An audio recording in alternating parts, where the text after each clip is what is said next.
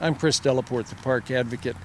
I'm in what is called the Harlem Park interblock area. This is one of the 29 interblocks in this area. And you hear me often speak or write about abandoned and neglected parks in our park system. And certainly this represents one of them, and I wanted to tell you a little bit about the history. I first came to Baltimore in 1979. I was working for the federal government, and I came over to take a look at this park, which wasn't a park at the time. It was just a space created really in 1959 when this was the area for the city's first residential urban renewal project. In the course of that project, they tore down houses in these areas. This was a street running right along here.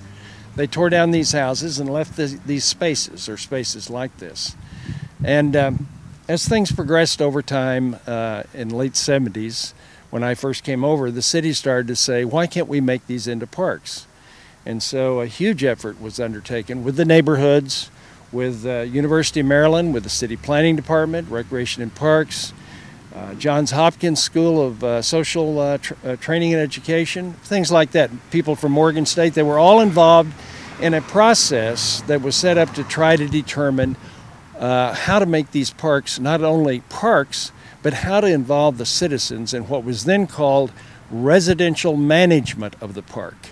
Today, we know that as friends groups or partnerships.